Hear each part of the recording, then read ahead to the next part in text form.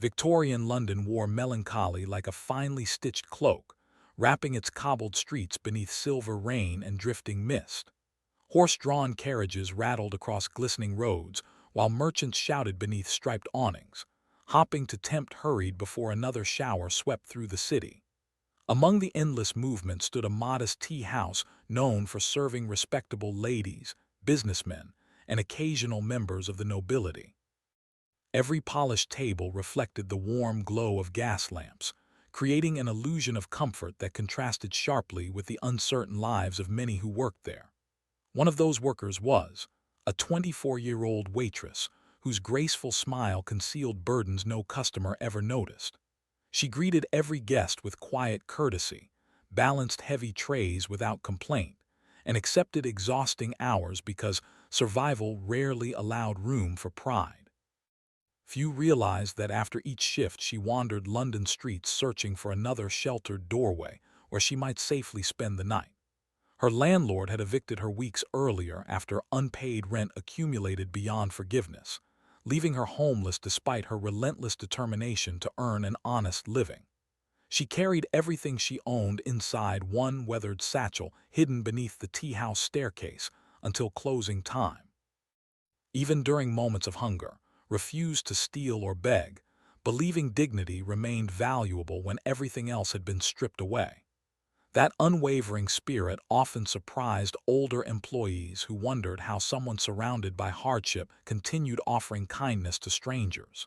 Yet beneath her composed exterior lingered memories she desperately wished would fade.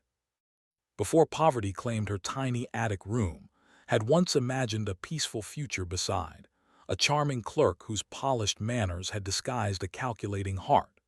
He spoke tender promises beneath blooming chestnut trees, convinced her that affection outweighed fortune, and placed a modest ring upon her trembling hand. Everything changed after receiving promotion within an influential merchant company. Wealthier acquaintances mocked humble upbringing, encouraging to seek a bride capable of improving his social position instead. Vanity conquered loyalty with alarming ease.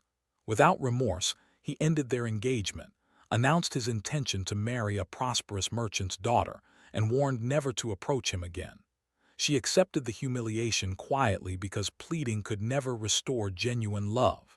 Nevertheless, rejection damaged more than her heart. Whispered lies followed her through respectable establishments, portraying her as desperate and troublesome whenever she sought better employment. Each rumor closed another opportunity, trapping her within endless financial struggle. Still, she refused bitterness, choosing instead to believe honest work would eventually lead toward brighter days. One rain-soaked afternoon, the tea house overflowed with distinguished visitors escaping the miserable weather. Moved carefully between crowded tables carrying polished silver trays laden with porcelain cups and crystal glasses. Her manager praised efficiency while urging every server to remain composed despite overwhelming demand. As approached a corner table, recognition tightened her chest. Had entered accompanied by his elegant and several influential associates dressed in expensive Victorian fashion. He noticed her immediately, though his expression revealed irritation rather than surprise. Determined not to provoke attention, lowered her gaze and continued serving nearby guests with practiced calm. She reminded herself the afternoon would eventually end if she simply endured another painful encounter. Fate, however, cared little for quiet endurance. Another exhausted waitress hurried around the narrow aisle carrying steaming teapots. Their shoulders brushed unexpectedly. Instinctively steadied her tray, but one crystal glass slipped free before she could recover it. Cool water splashed directly across tailored coat and immaculate waistcoat. Silence settled throughout the room. Stared at the spreading stain as though insult itself dripped from the expensive fabric. Immediately apologized, explaining the collision had been accidental, her voice shaking despite every effort to remain composed. Instead of accepting the obvious mishap, pride erupted before his companions. His hand struck her cheek with shocking force. The sharp sound echoed across the silent tea house. Stumbled backward, one trembling hand rising instinctively toward the burning mark across her face. Nobody intervened. Customers exchanged uneasy glances, yet fear of influence chained them to uncomfortable silence. Before could unleash another cruel remark, a deep commanding voice shattered the paralysis gripping the room. "Stop!" Every head turned toward a tall gentleman rising from a secluded table near the windows. Dressed in an impeccably tailored charcoal frock coat, he possessed effortless authority requiring no introduction. 38 years old and Duke of rarely visited public establishments without attracting attention, yet his reserved nature discouraged unnecessary conversation. His steel-gray eyes rested upon his bruised expression before settling coldly upon. The atmosphere changed instantly. Even the rain beyond the windows seemed quieter. Attempted an arrogant explanation, insisting servants deserved consequences for incompetence. Crossed the room with measured steps that reflected disciplined restraint rather than uncontrolled anger. When he finally stopped between, and his presence alone forced the younger man backward. "You struck an innocent woman," the Duke said evenly. "You will not touch her again," scoffed, claiming the matter concerned nobody else. The expression hardened. "It concerns me now," he declared. "She is mine to protect." Those simple words stunned everyone present. His confidence vanished beneath the Duke's unwavering gaze. Realizing he had publicly challenged one of England's most respected noblemen, he muttered a reluctant apology before retreating with his embarrassed companions. Conversation slowly returned, though every whispered sentence revolved around the astonishing confrontation.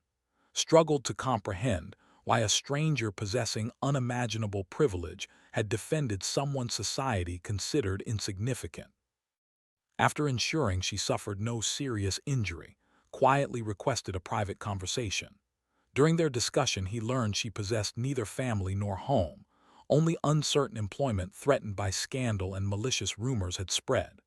Understanding how vulnerable she truly was, offered temporary refuge within his estate until she regained stability. Hesitated, fearing gossip almost as much as another lonely night upon cold streets. Yet with nowhere else remaining, she accepted. As their carriage disappeared into the rain, neither realized London's whispers had already begun shaping destinies neither could yet imagine.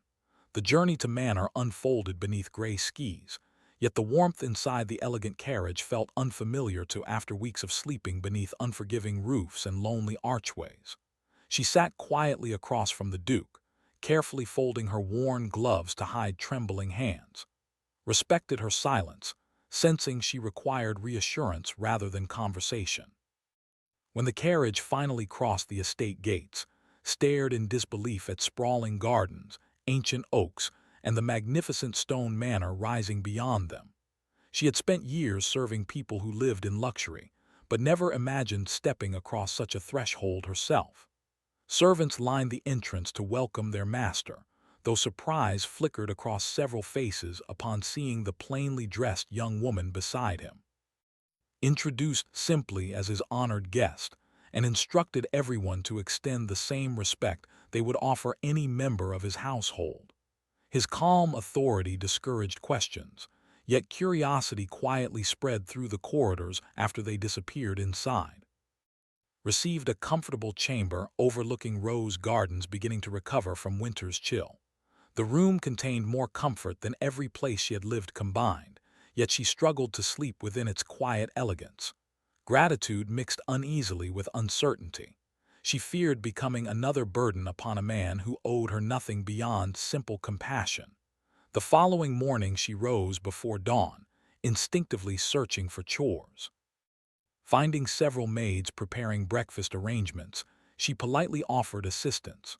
Although astonished, they accepted her help, polished silver, folded linens, and carried fresh flowers without the slightest trace of entitlement. Her humility gradually softened suspicious hearts.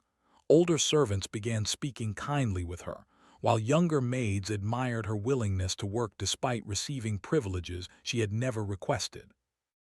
Observed these changes from a respectful distance.